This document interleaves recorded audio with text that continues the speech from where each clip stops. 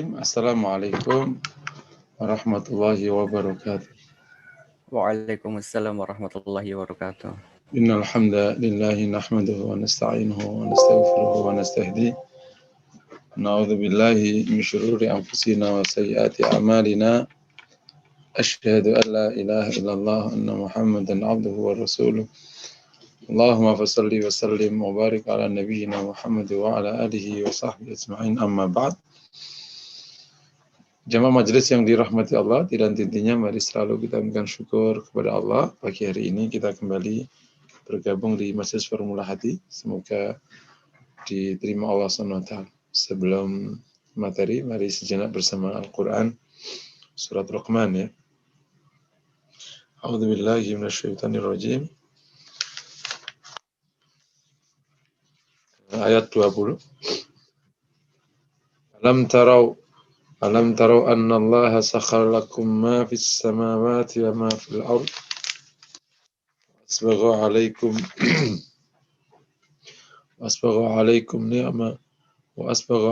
ni'amahu zahiratan wa batinah. Minan nasi man yujadilu fillahi bighairi ilmin wa la hudan wa la kitabin munir. Alam tarau anna Allah sakhkhara lakum ma fis samawati wa ma fil ard. Apakah kalian tidak melihat bahwa sungguhnya Allah sakhkhara lakum menyediakan untuk kalian ma fis samawati wa ma fil ard, apa-apa yang ada di langit dan apa-apa yang ada di bumi. Wasbagha alaikum ni'amahu, dan Allah kucurkan kepada kalian ni'amahu, nikmat-nikmatnya, zahiratan wa batinah, yang tampak, yang zahir dan yang batin, yakni yang tampak dan yang tidak tampak. Wa minan nas may yujadilu fillahi bighairi ilm. Sebagian manusia teman debat dalam urusan Allah bighairi ilm, tanpa ilmu. Wala hudan, dan tanpa petunjuk. Wala kitabim munir, dan tidak ada kitab yang terang. Ini adalah ya, setelah bicara tentang etika, Quran mengajak kembali berpikir tentang alam semesta sebagai dasar untuk menjalankan seluruh tadi. Ya kan, ada pertama kali kan tidak boleh musyrik ya, atau menyempurnakan tauhid. Nah, pertama Allah atau Al-Quran mengajak kita untuk melihat bahwa sungguh melihat tentang bagaimana Allah menyediakan untuk kalian apa yang ada di langit dan apa yang ada di bumi. Ini saja kalau kemudian bisa dijalankan dengan baik, sudah cukup menjadi alasan kita untuk rendah hati, kemudian tunduk, patuh, dan taat kepada Allah Subhanahu wa Ta'ala. Karena Allah sediakan untuk manusia ini apa yang ada di langit dan apa yang ada di bumi. Pada titik ini saja terlalu congkak manusia kalau sampai tidak tunduk kepada Allah. Gitu. Saya berikan contoh kecil, ini perlu duduk istilahnya ya, atau perlu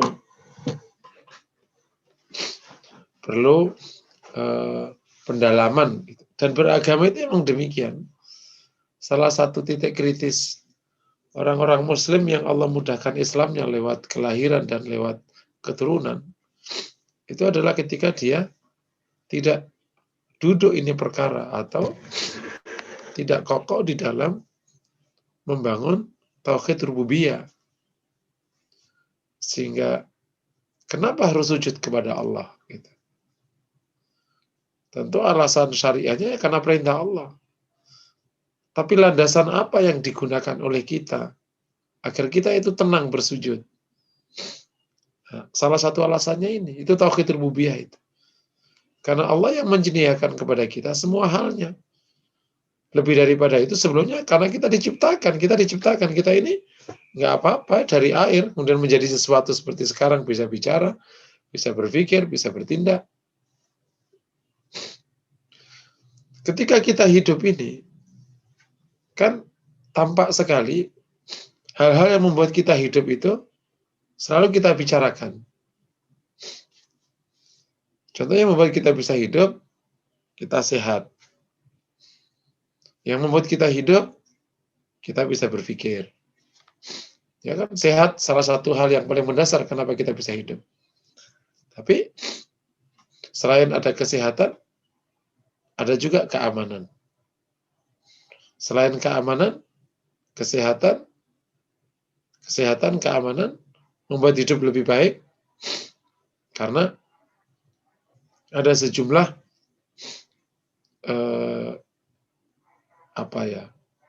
ada sejumlah resources yang digunakan untuk menopang hidup. Ada makanan, ada tempat tinggal, dan seterusnya. Nah, kita ambil satu aja. Satu saja membuat kita sehat. Ya. Itu emang Allah sediakan untuk kita. Dan sebagian besarnya itu disediakan langsung tanpa usaha kita. Sebagiannya disediakan dengan usaha kita. Karena memang Allah kasih ruang kita usaha.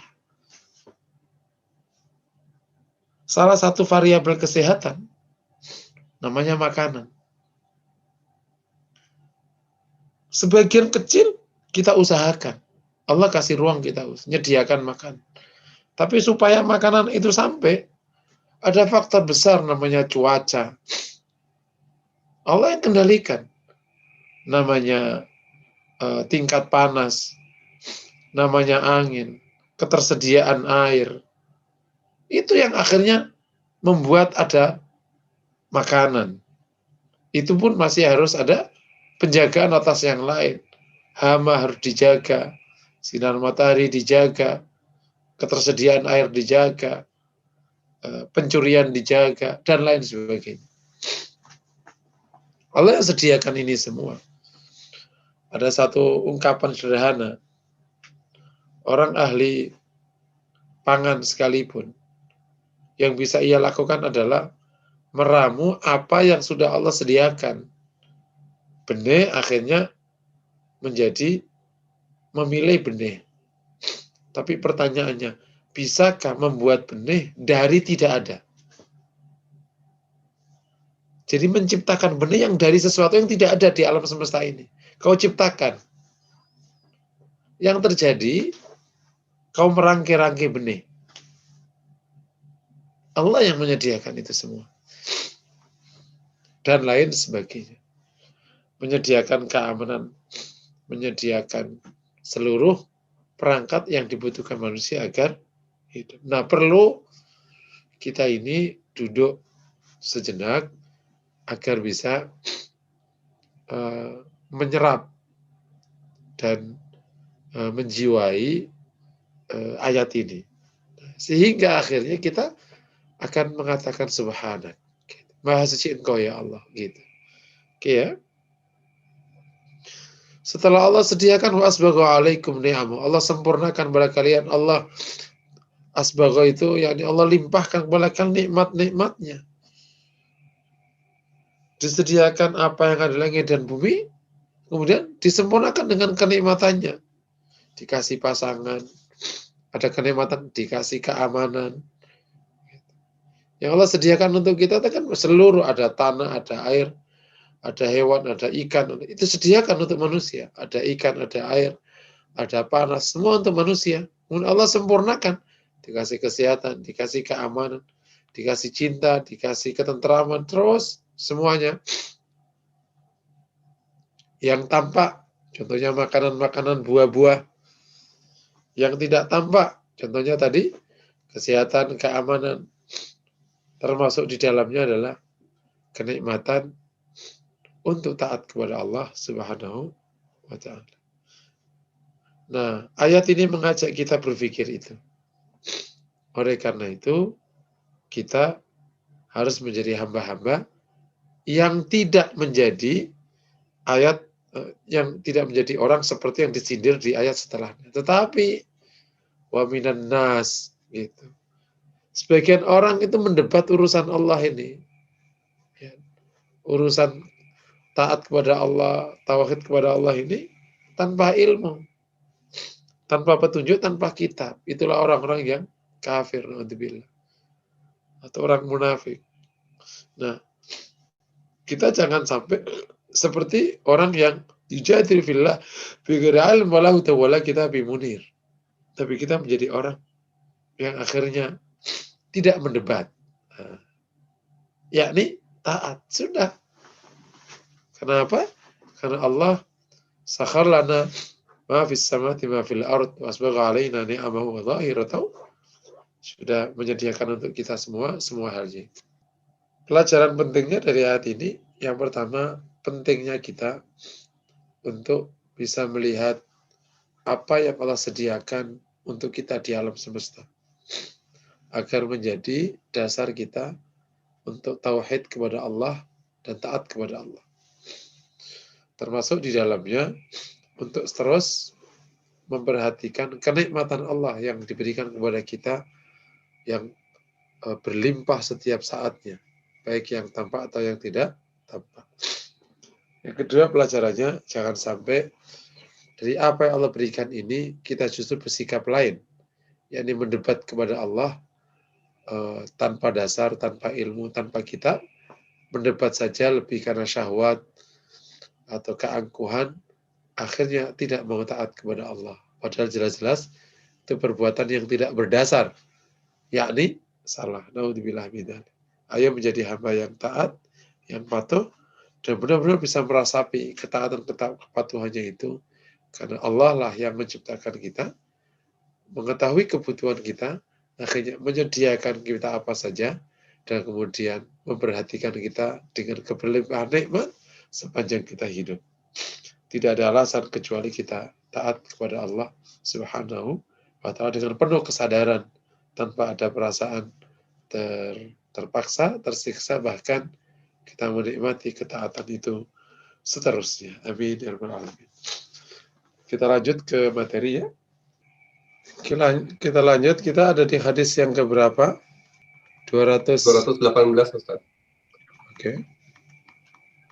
Sekarang 18 ya. Oke, ini hadis qala al-muallif qala hadatsana al-Mutahhir bin Ali dan seterusnya ya sampai sanad an Jabir bin Abdullah radhiyallahu ta'ala ya. Bisa dilihat ini Jabir ya. An Jabir radhiyallahu ta'ala an. Qatala Rasulullah sallallahu alaihi wa alihi wasallam. Muharib Hafsah.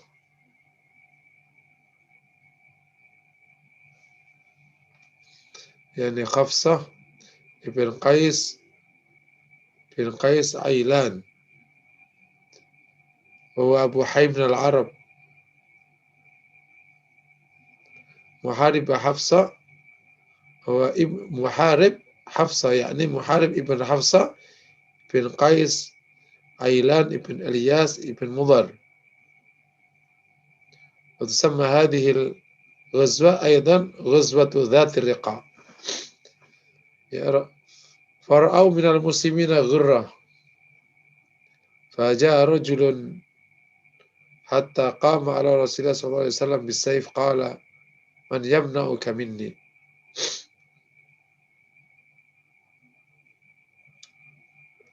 قال الله فسقط السيف من يده، فأخذ رسول الله صلى الله عليه وسلم فقال من يمنعك مني؟ فقال كن خير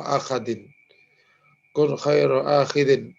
قال تشهد أن لا إله إلا الله؟ قال لا، غير أني لا أقاتلك ولا أكون معك ولا أكون مع قوم يقاتلك فخلي سبيله. فجلس فقال جئتكم من عند خير الناس.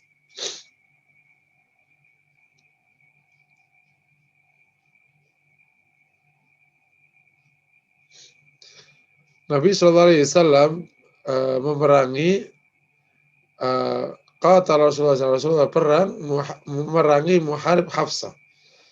Ini nama pimpinan kaum ya, namanya Muharib ibn Hafsah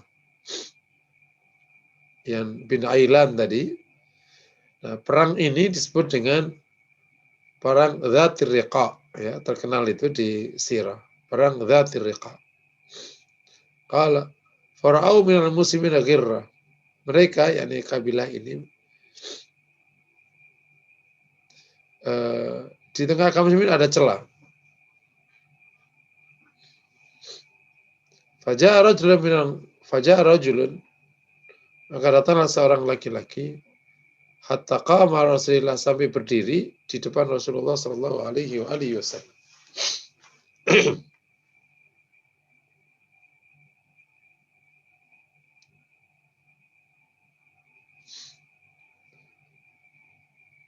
Bisayf, berdiri menyorongkan pedangnya. Qala man yamna'uka minni. Ia berkata, siapa yang bisa menjagamu dari saya? Kata seseorang ini di perang Dzatir Riqa. Qala Allah, Rasul berkata Allah. Qala, rawi berkata, fasaqata sayfu min yadihi. Maka pedang itu jatuh dari tangannya. Fa'akhadha Rasulullah sallallahu alaihi wasallam. Maka Rasul mengambilnya. Fa'akhadha Rasulullah sallallahu alaihi wasallam as-sayfa. Maka Nabi sallallahu alaihi wasallam mengambil pedang. Faqala man yamna'uka minni. Maka ia berkata, yakni bersabda, man yamna'uka minni, kata Rasul, ya, siapa yang menjagamu dari aku? Faqala, maka laki-laki ini berkata, kun khaira akhid, jadilah orang yang sebaik-baik orang yang membawa pedang. Qala asyhadu an la ilaha illallah wa anni Rasulullah, apakah engkau bersaksi tiada ilah kecuali Allah dan saya, yakni Rasulullah, saya yakni Rasulullah yang bicara, yakni Rasulullah, saya itu utusan Allah, kata Rasulullah. Qala la, enggak. Ghaira anni la uqatilu, hanya saja saya tidak akan memerangimu. Wala akunu ma'ak, dan saya tidak bersamamu. Tidak memerangimu dan tidak bersamamu. Wala akunu ma'a qaumin yuqatiluna, dan saya tidak bersama orang yang memerangimu. Fakhalli sabila. Fakhalli sabila. Maka Nabi melepas jalannya, yakni melepasnya. Faja ashabu, maka yang mendatangi sahabat-sahabatnya. Faqala, maka orang ini berkata, ji'tukum min 'indi khairin nas. Saya mendatangi kalian dari orang yang paling baik di antara manusia. Ya, ini kisah mirip kisah di atas, cuman kisah ini tampak masih dalam situasi perang. Nah, apakah ini kejadian berbeda? Nah, kelihatannya bukan kejadian yang berbeda. Yakni bisa jadi riwayat yang ada di sini ini umum. Nabi perang, kemudian kalau di riwayat yang di atas kan Nabi pulang dari perang. Kemudian ada tempat berteduh, kemudian Nabi mereka berpencar dan Nabi termasuk salah satunya yang berteduh di salah satu pohon. Nah, kalau ini kan Nabi memerangi Muharib ibn Hafsah dan ada orang yang melihat ada celah. Ya bisa jadi yang namanya celah itu ya ketika Nabi sudah pulang dan ada celah. Karena logikanya kalau Badui yang mendatangi Nabi waktu Nabi duduk itu bukan orang yang tahu Rasulullah, tiba-tiba pokoknya Badui di tengah jalan, itu secara logika tidak mungkin Badui yang tidak ikut perang tiba-tiba nyorongkan pedangnya ke Rasulullah. Dari mana tahu dia yang ini Rasulullah? Kan Rasul tidur kan, sahabat tidur.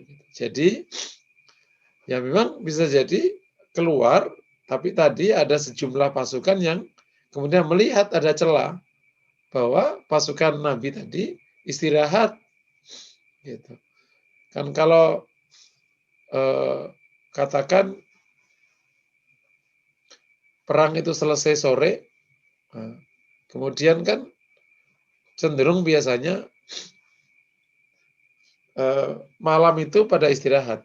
Kemudian kan pagi jalan, perjalanan setengah hari itu kan nggak jauh memang. Paling banter setengah hari itu 15 kilo kalau perjalanan itu.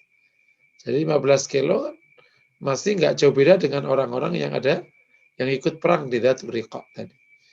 Jadi antara riwayat ini sama riwayat yang lain bukan yang berbeda. Lebih dekat kalau ini dianggap satu kejadian tapi dengan cara penjelasan yang berbeda. Kalau di sana lebih rinci karena dia sudah pulang dari perang. Kalau ini perang kemudian mereka melihat, ya bisa jadi. Ini maksudnya masih dalam satu kejadian perang itu. Ya. Nah, kejadiannya tidak jauh beda. Cuman di sini ada tambahan riwayat yang benar, itulah gunanya 2 riwayat atau lebih. Kalau di sana begitu riwayat yang di atas kan, begitu Badui atau orang ini menyorongkan pedangnya ke Rasulullah, kemudian Rasul bangkit dan mengatakan Allah. Kemudian udah selesai kisahnya. Tapi kalau di sini ada kisah bahwa pedangnya jatuh. Kemudian Nabi yang mengambilnya. Kemudian ada dialog, Kun khairu akhid. Kemudian Nabi bertanya, apakah kau bersaksi la ilaha illallah wa anni Rasulullah? Dia dijawab tidak. Tapi ada pernyataan, saya tidak akan memerangimu, tidak akan bersamamu, dan tidak akan bersama orang yang memerangimu. Jadi mesti ada dialog. Dan Nabi melepasnya, kemudian Badui ini mendatangi kaumnya. Nah ini juga riwayat ini menjelaskan yang tidak ada di atas, dan riwayat yang di atas menjelaskan apa yang tidak ada di sini. Ini namanya saling menjelaskan. Nah, pelajaran penting dari hadis ini, itu yang pertama, betapa lapang dadanya dan pemaafnya Rasulullah. Yakni lapang dan pemaafnya Rasul. Tadi kan sudah mau membunuh Rasulullah, begitu akhirnya pedangnya jatuh dan kondisinya berbalik, Badui ini atau laki-laki mengatakan, Kun khairu akhid, jadilah orang yang sebaik-baik yang membawa pedang. Nah, barusan tadi mengancam. Nah, itu kayak gini-gini ini biasa. Jadi orang-orang dalim itu kalau lagi di atas ya menodongkan senjatanya kepada kalian. Nanti kalau dia kalah ya ngerpe-ngerpe. Ini sikap dari zaman dulu. Kalau kalian ketemu premannya lagi di atas, ya kalian ditindas itu. Balik keadaan, ya ayo Ustaz, nggak punya ini usaha gitu. Ngerpe-ngerpe. Nah ini nanti sikapnya Rabi memberikan contoh memaafkan mereka.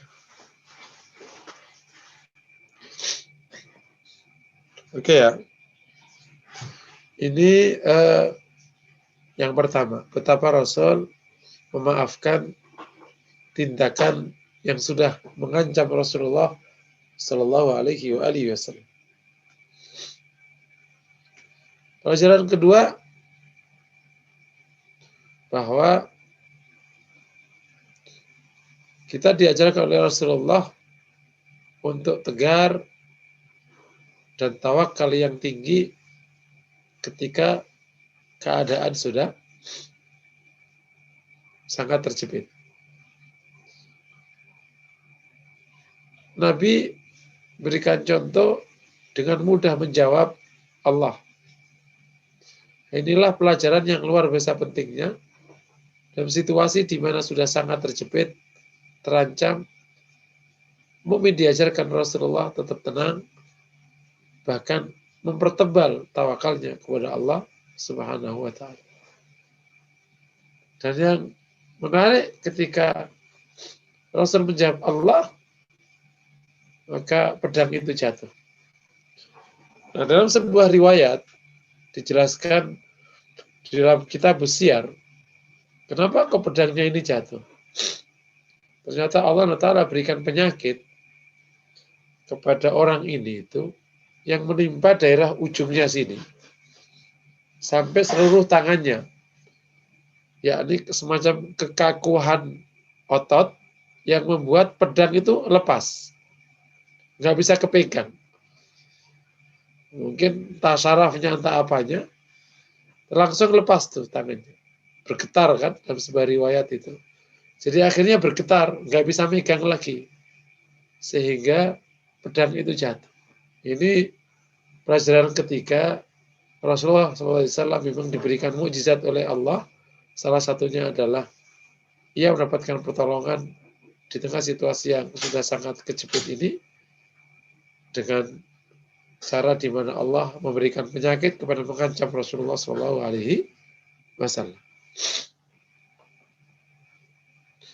Nah, bagi umat Rasulullah setelah Rasulullah, ya perlu memohon Allah agar diberikan pertolongan. Yang diberikan ke Rasulullah namanya mukjizat, yang diberikan kepada walinya Allah namanya karamah, diberikan orang biasa namanya ma'unah. Kita memohon kepada Allah supaya ditolong oleh Allah, terutama dalam keadaan-keadaan terjepit di dakwah itu. Karena ialah yang menolong hamba-hambanya. Tanpa pertolongan Allah, tidak ada satupun orang bisa menyelesaikan dakwahnya. Butuh sekali pertolongan Allah Subhanahu wa Ta'ala. Pelajaran keempat, di hadis ini nyata-nyata bahwa Rasul tidak memaksakan agamanya. Nabi memberikan contoh, la ikraha fiddin. Tidak pemaksaan dalam agama. Dasarnya ini. Kalau Rasul mau paksa orang ini, paksa ini. Tapi Rasul nggak memaksa. Biarkan setiap orang menerima agama ini dengan sukarela. Pertanyaannya, loh kenapa kok ada perang? Perang itu adalah kepada orang yang menghalangi dakwah. Abu Jahal menghalangi dakwah. Kalau dibiarkan ya udah. Istilah kata gini. Ini ilustrasi aja. Jadi ada 4 pabrik mobil. 4 pabrik ini aturannya boleh masing-masing itu mengiklankan kepada seluruh masyarakat yang ada di daerah itu. 4-4-nya. Ada satu orang, satu yang sudah menguasai, sehingga tidak membolehkan yang lain masuk. Padahal peraturannya siapa aja boleh masuk. Nah, awalnya gitu, diperangi. Kalau sudah menerima hidayah ini, udah dengar masalah Islam, kok nggak mau Islam, nggak apa-apa. Tapi jangan dihalangi orang mendengar Islam. Kalau nggak mau, udah nggak, istilah kata gitu. Kalau kalian nggak masuk Islam karena sudah tahu dan kalian nggak memilih, itu nanti tanggung jawabmu kepada Allah. Tapi kalau sampai kau tidak masuk Islam karena tidak tahu, itu yang salah, kita nggak ngasih tahu. Makanya kita merangi yang menghalangi. Nah, kira-kira kayak gitu. Kalau sudah tahu nggak masuk, nggak apa-apa. Ibarat kata tadi. Kalau sudah tahu ada 4 iklan, terus kamu nggak mau milih kita, ya nggak apa-apa. Itu sudah hak kalian memilih. Itu namanya toleransi di situ. Menghormati orang untuk memilih agamanya. Dan Rasul memberikan contoh. Rasul bisa membunuh dia. Atau paksa dia bersyahadat. Tetapi Rasul tidak melakukannya. Memang demikianlah sesungguhnya. Islam tidak pernah memaksakan agama kepada siapapun. Jadi perang itu bukan memaksakan agama. Perang itu adalah memerangi yang menghalangi tersebarnya, yang menghalangi tersiarnya agama. Bahwa nanti orang tidak mau memeluk, itu urusan mereka masing-masing. Itu nanti di akhirat sudah lepas tanggung jawab. Bukan, ayo masuk Islam, kalau enggak aku bunuh. Bukan begitu. Dan itu bukan cara Islam. Nggak perlu kayak gitu, sudah indah kok Islam. Ngapain dipaksakan? Sesuatu baik kalau dipaksakan malah jadi buruk. Dan Rasul tidak pernah memaksakan itu. Ini dasarnya. Nah, sekaligus ada pelajaran yang sangat penting di sini. Bahwa memang orang Arab ya, ini pas saya ditemukan ini, orangnya itu jantan memang. Sudah kayak gini mengatakan enggak. Tapi dia berjanji. Tidak merangi, tidak bersamamu, dan tidak bersama orang yang memerangi Rasulullah. Ya udah, akhirnya deal. Dia nggak masuk Islam, tapi dia juga tidak memerangi Rasulullah. Ya selesai, silakan aja, nggak apa-apa. Ini nggak ada kisah setelahnya apakah dia masuk Islam, karena akhirnya dia terpengaruh atau terperangah dengan sikap Rasulullah, di mana Badui ini mengatakan, "Ji'tukum min indi khairin nas." Saya datang dari orang yang paling baik. Oke ya. Hadis 18 luar biasa ini 2018, banyak sekali pelajaran. Kalau ada pertanyaan dipersilakan. Tafadhal, bila ingin bertanya bisa by chat atau langsung live.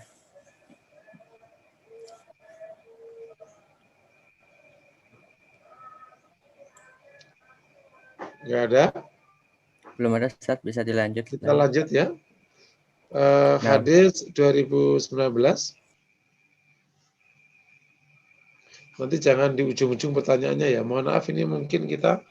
Assalamualaikum Pak Ustaz. Saya mau bertanya sebentar Pak Ustaz. Boleh saya bertanya? Tafadhal. Assalamualaikum. Waalaikumsalam. Saya Yudi Pak. Saya Yudi. Saya mau bertanya begini Pak Ustaz ya. Kita berbicara tentang masalah perang, perang kan. Nah, yang jadi pertanyaan saya, apakah memang perang itu adalah ajaran dari Islam? Karena saat ini banyak sekali beredar bahwa Islam itu rahmatan lil alamin. Ya kan?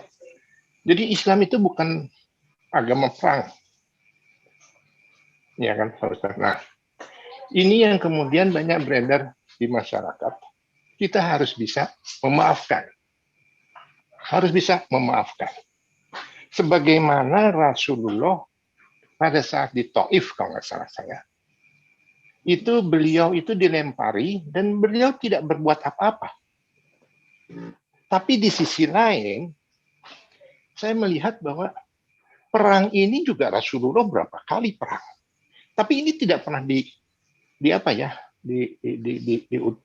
disinggung atau bahwa kita wajib memerangi sesuatu kedoliman. Itu bukan sesuatu yang tabu di dalam Islam. Tapi yang digembar-gemborkan bahwa Islam itu adalah agama rahmatan lil alamin. Dan kita harus memaafkan. Sehingga akhirnya saat ini, mohon maaf Pak ya, yang terjadi di Indonesia, Islam di Indonesia, itu sudah benar-benar seolah-olah dia menjadi bukan tuan rumah lagi, tetapi sudah menjadi begitu beraninya orang-orang di luar Islam untuk memojokkan Islam. Salah satu contoh misalnya, kita dengar sekarang kasus yang terjadi. Ada seorang tokoh ulama besar, tokoh nasional dan internasional, yang begitu dedikasinya tinggi terhadap Islam. Itu dipojokkan begitu rupa, dan kita masih tetap sabar. Ya, mungkin mereka itu tidak mengerti. Nah, padahal di dalam Islam, itu yang ingin saya tanya, apakah Islam ini memang ada di dalam Islam ini ajaran perang? Itu aja Pak Ustaz. Terima kasih. Assalamualaikum warahmatullahi wabarakatuh. Islam mengenal perang, itu yang kalau mengikuti kajian saya bab cabang iman ke-26 ya tentang jihad, itu kan ada beberapa level makna ya. Ada makna pertama itu perang. dikenal Islam, qatilul ladzina yalunakum minal kuffar, perangilah orang-orang kafir yang melangi kalian, gitu. Konsep dan perang, Rasul menjalankan perang hampir 54 kali lebih. Dipimpin langsung oleh Rasul separuhnya, sisanya dipimpin oleh para sahabat. Tentu ajaran perang yang diizinkan Islam ini pakai syarat dan rukun ya. Ada syarat-syarat dan rukun-rukunnya. Di fikih jelas itu kalau dibahas di Kitabul Jihad. Ada keputusan imam dan macam-macam. Ya. Itu yang pertama. Dan perang di Islam atau konsep jadi Islam yang artinya makna pertamanya perang itu sesuatu yang lumrah sebagai agama yang membangun peradaban. Semua negara itu punya pertahanan keamanannya. Itu jadi jihad yang maknanya perang itu sistem pertahanan keamanan karena yang dibangun Rasulullah itu adalah masyarakat berdasarkan agama. Nah, konsep jihadnya, perangnya itu ya berdasarkan motif agama.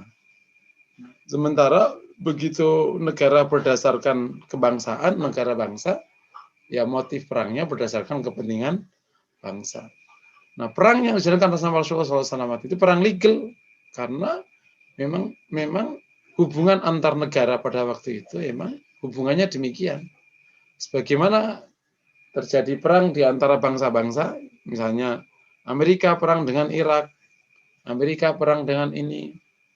Dulu ada ratusan perang sebelumnya, itulah perang. Gitu. Itu jadi kalau ditanya ada nggak ada ajaran itu. Cuman tentu ada syarat rukunnya dan digunakan itu di dalam konteks yang sudah memenuhi syarat. Makanya nanti ada istilah Darul Harb, Darul Silm ya, negeri perang, negeri damai.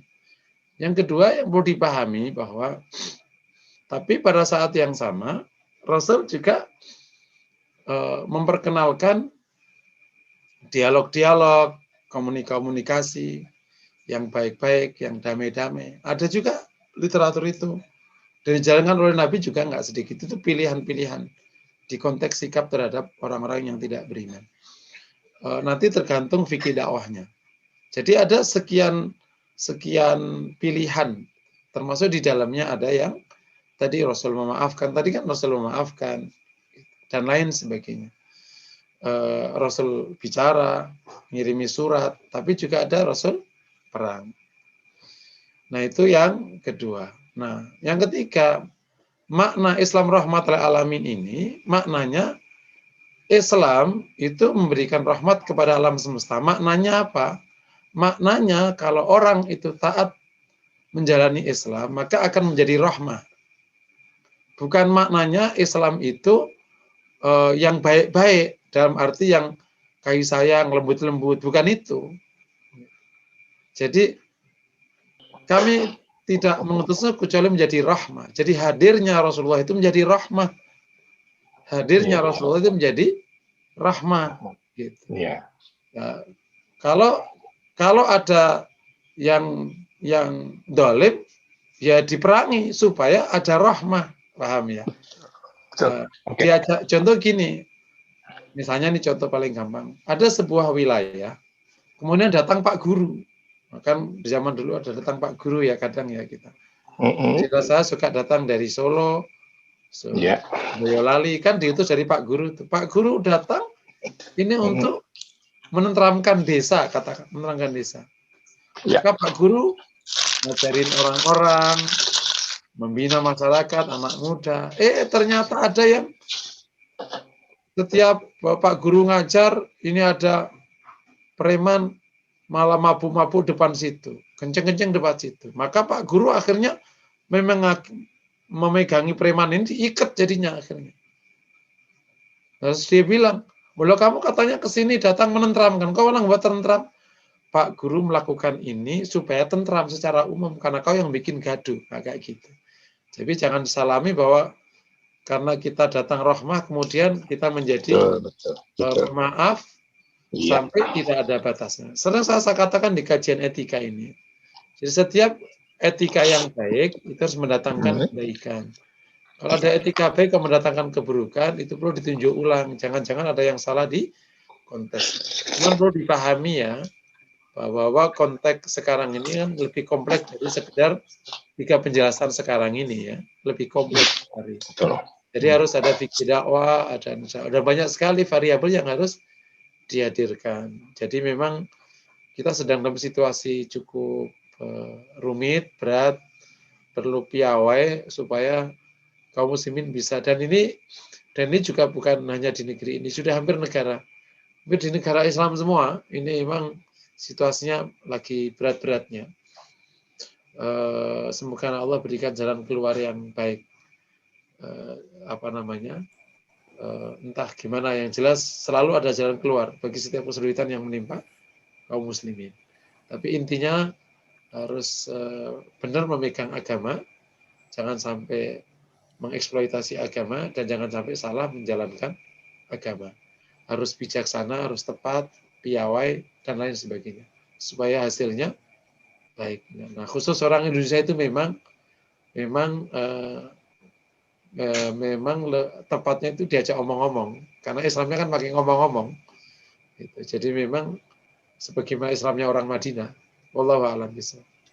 Oke, jamaah dirahmati Allah.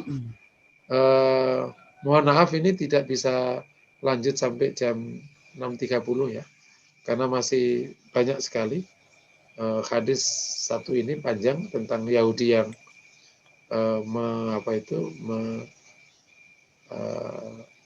meracun Rasulullah itu, menyodorkan hadis 2016.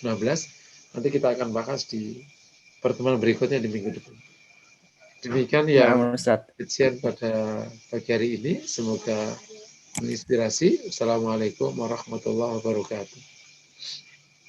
Waalaikumsalam warahmatullahi wabarakatuh. Maaf Ustaz, masih ada satu pertanyaan lagi Ustaz, bisa dilanjutkan? Apa, ada pertanyaan? Masih ada pertanyaan? Nah, Ustaz, satu lagi. Boleh, satu ya. Ini mungkin pertanyaan terakhir sebelum ditutup.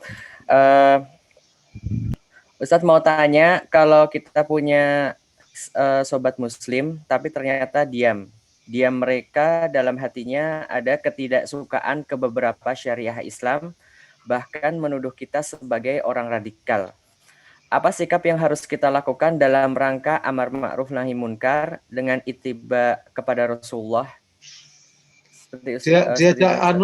Diajak nyate, ngajak bakso gitu, itu aja. Jadi gini teman-teman yang dirahmati Allah, dalam kajian sosiologisnya orang Indonesia itu, menyelesaikan masalah itu menggunakan itu ya, filosofinya Begadian, menyelesaikan masalah tanpa masalah. Jadi saya berikan contoh kecil ya, ini memang bab tentang kesempurnaan agama. Harus diakui bahwa Islam masuk ke Indonesia itu kan punya cerita tersendiri dan mengalami gegar tersendiri. Yakni kan puncak Islam itu kan di Kerajaan Demak. Artinya puncak Islamnya orang Indonesia itu kan pencapaiannya kan di kesultanan Islam itu di seluruh Nusantara. Ya kan? Ada Ternate, ada Demak, ya Demak kalau di Jawa di Demak. Kemudian ada di Sumatera Selatan, di macam-macam. Harus diakui setelah itu nggak lama setelah itu datang penjajahan. Dan penjajahan ini lama sekali. Ya, kita bisa ngitung meskipun tidak sempurna, totalnya kan 3,5 abad. You bayangin aja, 3,5 abad. Jadi terjadi gegar, pembolak-balikan sejarah. Nah, sehingga banyak orang Muslim itu yang akhirnya tercerabut Islam kafahnya itu. Jadi Islam KTP, Islam macam-macam, gitu. Jadi ada orang Islam tapi nggak suka sama Islam dan macam-macam. Sehingga istilahnya kalau istilah akar Islamnya itu kecabut, gitu. Orang Islam aja nggak sholat itu nggak sedikit. Meskipun kita bersyukur ya dalam penelitian kami terakhir yang sholat itu udah tinggi sekali 80%. Dulu awal-awal masih di tahun 80-90-an itu ya. Jadi kesini sebenarnya lebih baik. Gitu. Nah jadi karena situasi ini dan situasi sosiologis dan psikologisnya masyarakat Indonesia itu, Maka yang kayak gitu itu diajak ngopi aja. Nanti insya Allah baik. Saya punya beberapa pengalaman di konteks ini. Ketemunya baik. Gitu. Tapi kalau jadi orang saya itu nggak bisa dikasarin. Dikasarin malah ngelawan. Mendingan diajak baik-baik aja. Gitu. Jadi ada salah satu kiai di Jawa Timur itu. Gimana preman ini bisa taubat? Itu dikasih duit. Dikasih duit setiap hari. Bahkan disuruh duduk aja di masjid. Duduk, nggak disuruh sholat, disuruh duduk. Akhirnya taubat. Jadi memang agak sedikit gayanya unik orang Indonesia itu. Saya suka ngibaratin orang saya itu mirip orang Madinah. Orang Madinah itu kan Islamnya memakai ngomong-ngomong kan, bukan diperangi. Ya kayak orang Mekah, Mekah kan didatangi pasukan. Jadi ada dua model masyarakat yang bisa pakai, model Mekah atau model Madinah. Kita ini kayaknya model Madinah, nah, sehingga diajak ngomong-ngomong aja. Insya Allah, setahu saya diajak ngomong-ngomong baik, karena orang Indonesia itu bisa berbuat karena tidak enak. Nah, mungkin kira-kira kayak gitu. Jadi kalau sikapnya terhadapnya kayak gitu, pertama diajak ngomong, diajak bakso aja. Bang, anu bang, bong, bang, men, bro, anu yuk ngopi yuk, gitu. Ngapain lo? Ngopi aja lo. Saya suka ajarkan teman-teman milenial di kantor-kantor itu ngadepin yang kayak gini-gini diajak ngopi. Habis ngopi, udah sering-sering ngopi kan, tanya, lo baik banget sama gue sih, gitu. Jawabannya ya gue baik aja, gitu malah gitu. Nah masih, ya kan gue punya agama gue kan ngajarin jadi orang baik, gitu. Kayak gitu-gitu. Jadi menang dengan cara baik-baik. Nah situasi yang harus kita ciptakan itu adalah kita harus kokoh dan menang. Orang tuh kalau menang apa saja jadi benar, tapi kalau orang kalah apa saja jadi salah. Nah yang kayak gitu-gitu tuh asal kita menang dia pasti balik. Ini urusannya kan perkara duit-duit aja ini. Insya Allah kalau duit kita banyak agak memudahkan menyelesaikan masalah. Jadi pakai keuangan dan ekonomi mungkin lebih tepat untuk menyelesaikan kasus yang menimpa sekarang. Wallah alam bisa. Masya Allah. Syukran Ustadz atas jawabannya. Jazakallahu khairan kepada Ustadz Musinin atas kajiannya. Insya Allah bermanfaat bagi kita semua. Subhanakallahumma wa bihamdika asyhadu an la ilaha illa anta astaghfiruka wa atubu ilaik. Billahi taufiq wal hidayah. Wassalamualaikum warahmatullahi wabarakatuh.